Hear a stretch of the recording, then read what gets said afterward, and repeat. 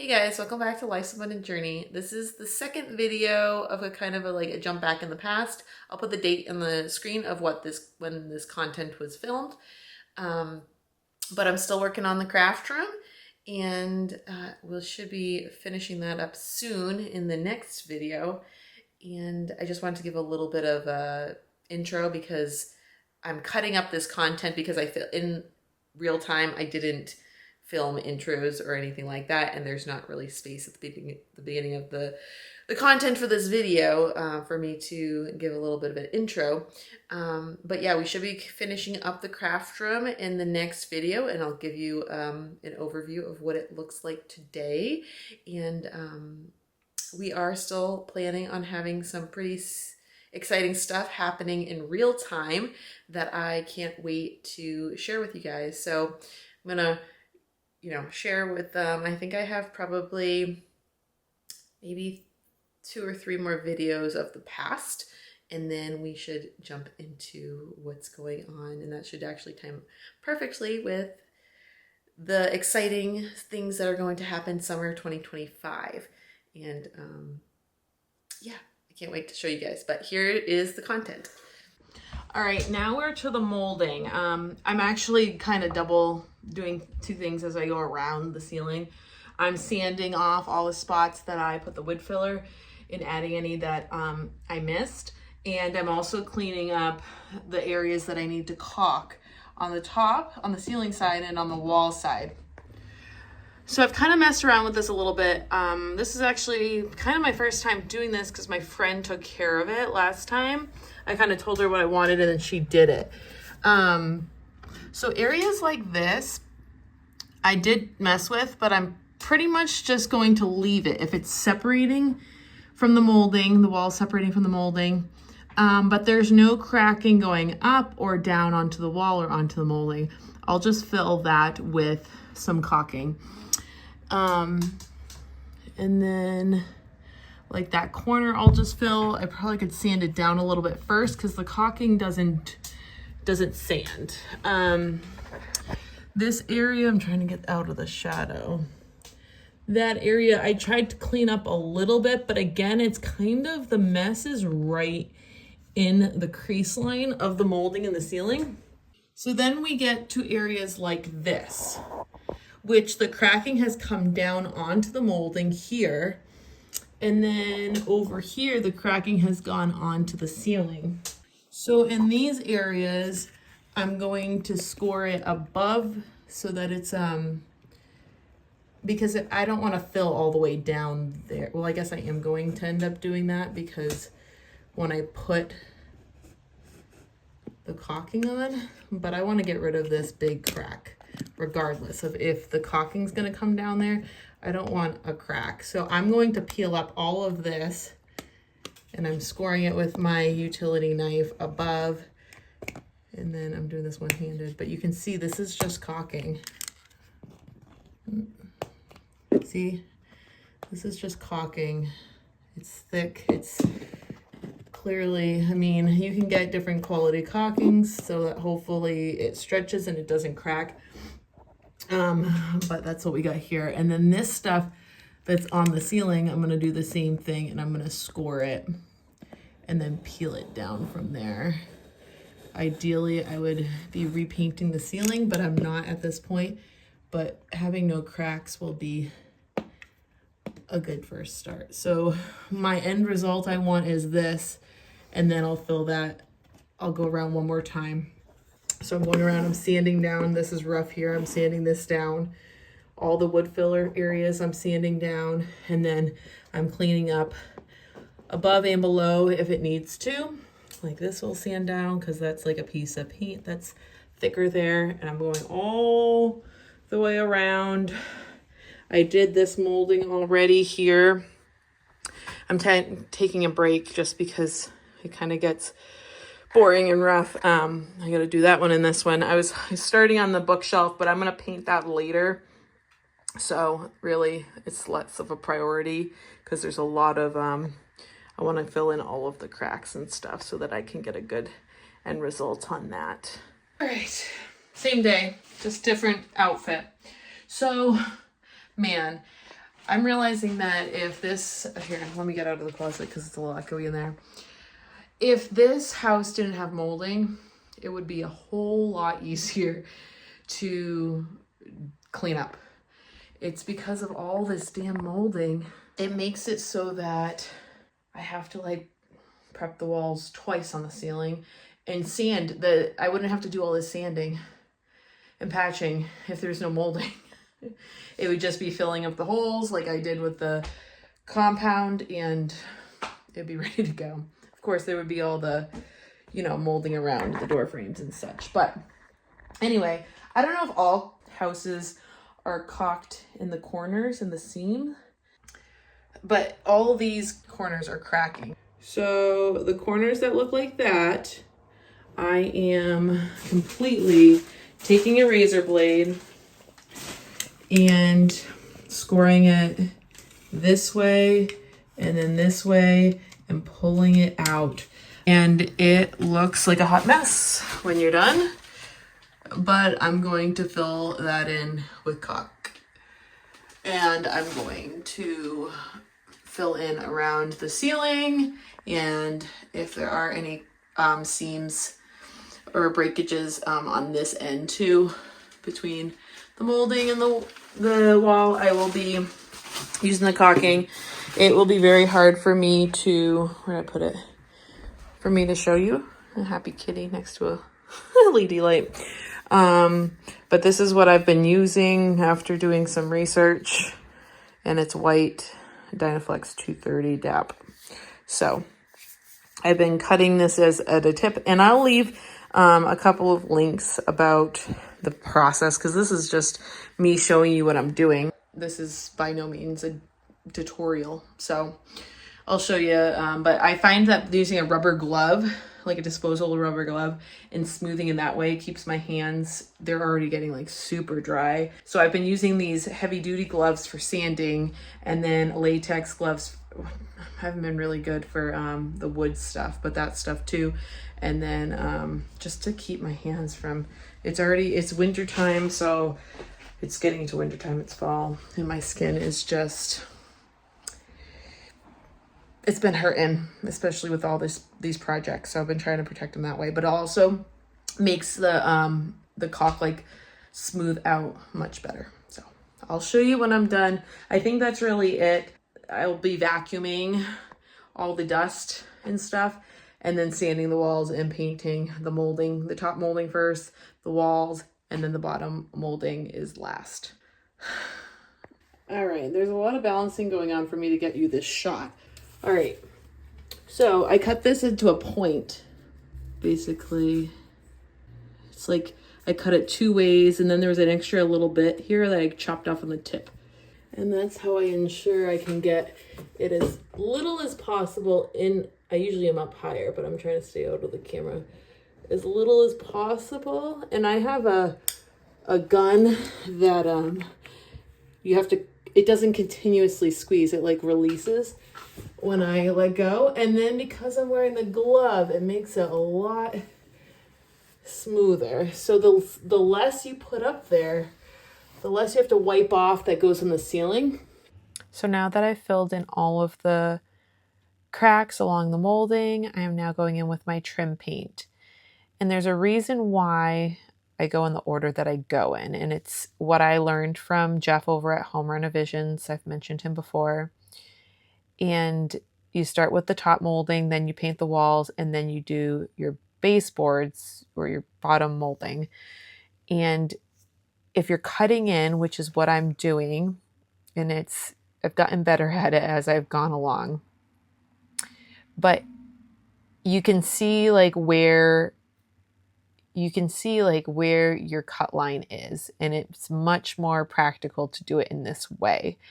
If you painted your baseboards and then did the wall, your angle to cut in would be much more difficult. It's just kind of how it goes. So when I'm painting the top molding, you don't have to worry about getting it on the wall. You can get it on the wall a little bit, because then you're going to cut in your wall with your wall color once the white has dried, and it won't mix and all that.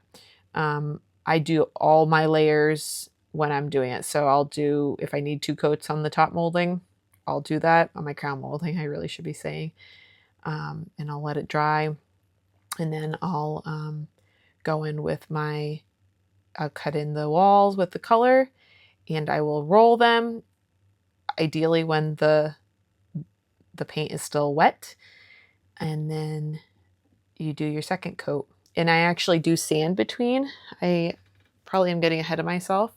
I'll probably show you this in the upcoming clips, but that's what Jeff recommended, so that's what I do. And you don't have to wipe off the walls after you sand, because the particles, the sanding dust from the walls is basically what wall paint is comprised of anyway, so you can roll right on top of after sanding with a radial sander. All right, y'all, I've had much better days. I just tested myself for COVID and it was negative, but I'm currently on a broth fast for a day and a half or 2 days, and then I came down with flu symptoms prior to even starting that, which just kind of works out because I don't feel like eating. Anyway, I have painted 2 coats of the molding here. The upper molding, the window frames, the door frames. The lower molding we do last after painting the walls, and you'll see why. All the walls are prepped in, no, I need to radial sand. I'll show you that in a second. The walls, the closet, I hadn't done the molding yet, so I just finished up prepping that and sanding it down. Caulking, I caulked this several times because this, you guys had seen how deep that groove was. It's a closet, so I'm trying to not be picky. That needs to be sanded. The wall,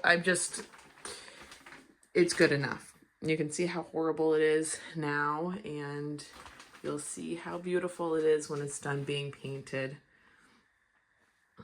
even with some imperfections. Oh, I gotta fill that guy in though. I decided to use, I had been using joint compound for filling in the spackling instead of using spackle. And then I decided to rip out the pink stuff for 2 holes that I forgot about. And because there's one down there, that's a huge one.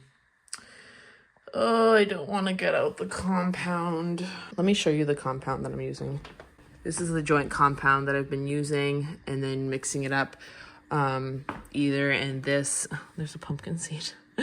Can't wait for this house to be clean. Either this trowel here or on this hawk. I'm just gonna do it. I'm gonna regret it if I don't, so I'm gonna mix that up.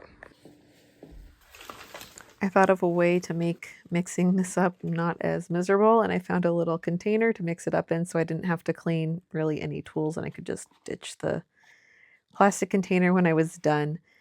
I use this, the Poland Springs bottle down there. That's actually local spring water.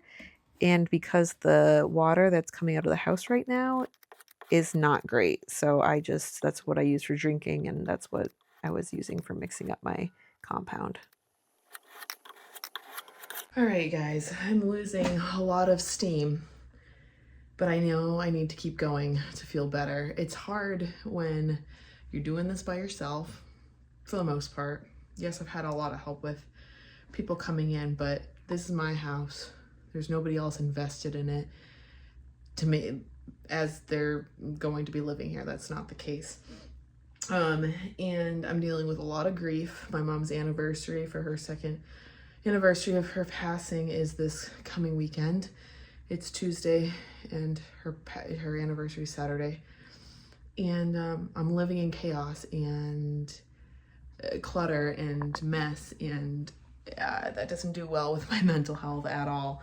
So to get to a better place, I need to keep pushing. So all the white's been painted, 2 coats, the semi-gloss white trim paint, and I'm about to take this radial sander. I've patched all the walls. I'm going to be sanding the walls, and then I'll run my hands along them and see if I feel any bumps. And yeah, gotta do it. If you guys didn't watch my previous video, I talked about how I'm editing these videos from the future, from way in the future, because these clips are from a year ago from when I'm posting them now. And I've gone through all of this already. And so it's interesting to reflect back. I'm trying to think as I watch if I would have done things differently, because it was hard for me as a type A person to live in such chaos and mess. And I mean, my house has been dusty from the time I moved in, from sheetrock dust or sawdust and things like that. I don't know. The ideal situation would be have been to work on this before I moved in, and that's my plan when I have my next house, or when we potentially plan to build, that I don't want to live through construction again, because this is just the beginning of the construction. Because my kitchen, when I ripped that out, that was in a lot of ways worse because it was the center of my home. But that being said, when I'm working on these rooms, I didn't have anywhere to put things until I finished them. So even when I was working on my kitchen, I had places to put my items that in the rooms that I had finished. So there wasn't necessarily like lots of clutter around. It was more of just living through construction and the dust and the dirtiness of that. Okay, that took a little bit longer because I forgot that I hadn't fixed the corners of this bedroom yet, or this room. I did the closet, but I hadn't, so I had to do 1, 2, and then 3 by the door. Where is it? This corner actually needed to be caulked too because it was all crumbling. I've sanded the walls and I gotta wait for the caulk to dry. And so I'm going to vacuum along the baseboards so that when I paint the walls. I cut up here and then I paint a little bit onto the baseboards, and then when I paint the baseboards is when I cut that line, and it's easy because you're seeing it from above. So I'm gonna vacuum the baseboards just so that they're not all dusty when I get my paint on them.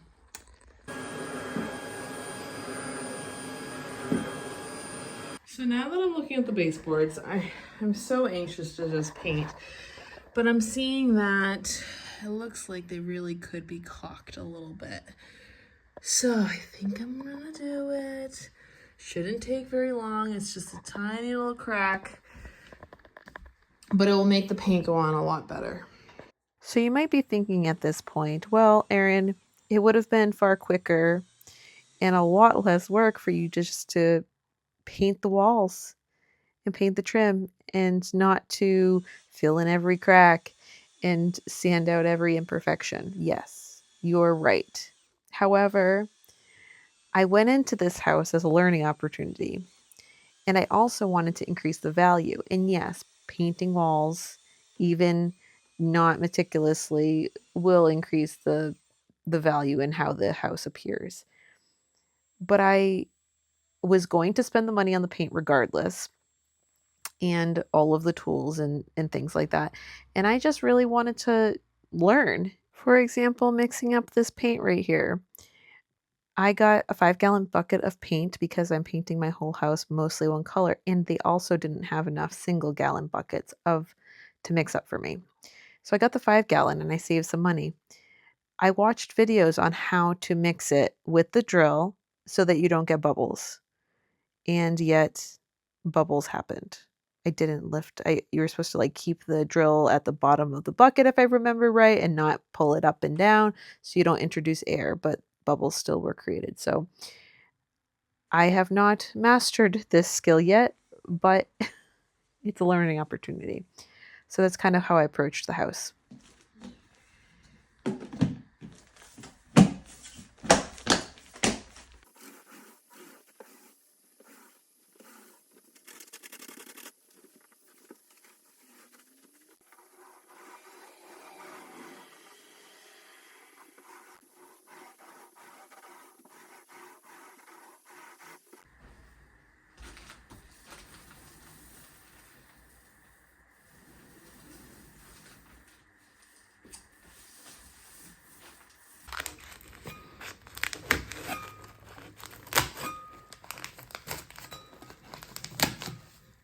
All right, so where we're at is a little bit of a disappointment. So I have just been, I think I said in another clip that I've been on detox. So I've been on all broth. I was supposed to do all broth for 3 days, but with my migraines, I just couldn't. The die off of the yeast, which is I'm on a candida cleanse, was just too much. And especially with like, this is my week off. I took vacation time to go to Florida and I'm actually working on the house instead. But it's just like, I don't have time. Even if I was working, I wouldn't have time for all these migraines. So I can't call out of work like for a week for this cleanse. So I introduced vegetables and chicken, and I think that's helped a little bit. But regardless, I mean, that's not going to help with the die off because there's no sugar in any of that. But I just wanted to get this. I'm overwhelmed with the house. There's just stuff everywhere. I want to get this room done so that I can start to transition things up here into this room from my cluttered living space. I filled the holes on the baseboards with wood filler. I got my favorite wood filler in yesterday and now it's almost all used. This is so much better than this. And you cannot find the Elmer's version in any store. That I think it's sold in one like small chain store. So, and I like the white version because you have to, it's not natural wood color that you have to like necessarily cover up. It's more close to the color that, unless you're staining, I suppose. But I like the white version, so I gotta order another one of those off Amazon because I literally just like filled all of the gaps in here. I'm actually not done. I like started with the major ones and then started to like do the seams on the edge, which look ridiculous right now. But once you paint, especially like, I don't like the gaps. Like I've like left areas in other spots and like the gap is really obvious when you're like a clean slate of paint. So I was like, let me just take the time and fill it with wood filler. I like the look of the wood filler better than I caulked the edges, the seams here. But the caulking has like a plasticky texture to it. And so I like the wood filler better when I'm doing wood on wood. So I did that. Here, let me just show you a little bit closer. So you can see I did all these seams, did the seams down there, the seams here. I didn't do the seams back there because there's like texture back there anyway. So I think that will look fine. I didn't want to mess with like getting gunk up in those crevices because that would make it look not good. And so I kind of made it look like one solid piece. Clearly I missed a spot there, but you can see where I seamed it. I started with this stuff because this is all I had at the beginning, but this is like powdery. You cannot do a strip of it like you can with the Elmer's. So I really like the Elmer's. A YouTuber that I watched on building up like corners and stuff and cleaning up like broken molding and stuff recommended it. So if I can squeeze enough out, I took a break because my thumbs were really sore. And this is the caulking I've been using, the Dynaflex 230, I think. Yeah, in white. And I've gone through like, that's my third, but that you can find anywhere. So I took a break from the molding because I filled in all the nail holes and stuff in that. But I'm realizing that there's a couple of spots that I didn't bring the wall color onto the molding. So there's a little bit of a gap. And there's drips on the ceiling, like the walls a little bit that I would like to sand down. So the question is, before I paint the molding on the floor, do I want to do one more coat on the walls? Sand it, do one more coat. And I think I won't regret it. I know I won't regret it. It's just about the energy. Because I guess really the thing that takes a lot of time is the edging. And the edging that I don't like the most, I'm gonna get a shop light in here so that I can see it more closely, is like the corners, which the corners are easy to edge. It's the top that's not. So if I don't think the top needs another coat, because I think I did a decent, like, I'll have to look for drips along the top, but I think I did a decently thick coat along the top. And I can just see the shop light is right here. let's just plug it in and see if we can see it. But see these drips? I mean, yeah, that's not going to be covered by the faceplate. And then down here,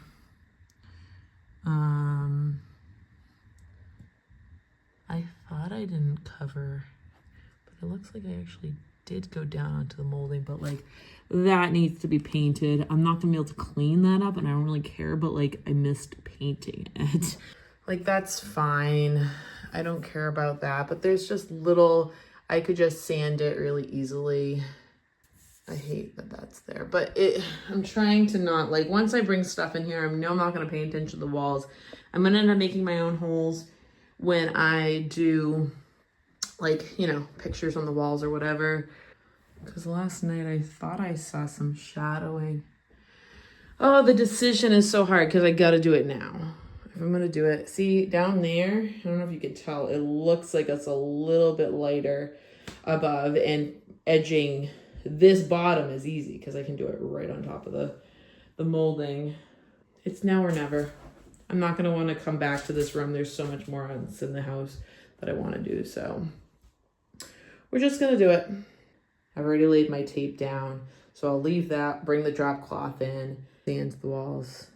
That will bring a lot of dust. That's why I want to bring the drop cloth in. And then this is almost all ready. So that's cool. Because then I can, after I've done the walls and the first coat of the molding, while I'm waiting for the molding to dry, because I need 2 coats, like it's just got like lots of damage. I can prime that, or I could, my garlic's going out there, and you can't see it from here because it's the bed where that little laundry hamper is, or garden scrap hamper. But I need to finish that today too, because frost is coming and I'm already really winging it. And then all this needs to be shredded with this new shredder that I got. Having priorities in my mind instead of being like, oh, all this needs to be done and I'm disappointed with myself if I don't get it all done today or in the next 2 days. I'm trying to set the importance level. I actually have I downloaded a spreadsheet. I've been too busy to use the spreadsheet. I think it was all the help that I've been getting. I'm just like doing it as systematically as I would like, just because it seems like organized chaos. But I actually have a spreadsheet of importance, which is really cool. And I will link a picture of that right here because I purchased it and then I modified it a little bit. But here's what this looks like. This room matters more than this because I can do this once we have a frost. We're not gonna have a heavy freeze for a while. But after we have like 1 night in 32, I need to get the garlic in the ground. And then this is a priority before the mulching of all this brush because the inside space and my mental health is more important than the mulch. So we're gonna get this. Oh, I gotta deal with the closet too. I'm not doing another coat in there, but I gotta deal with the baseboards, and I didn't lay tape down on the molding yet. I'm gonna time myself.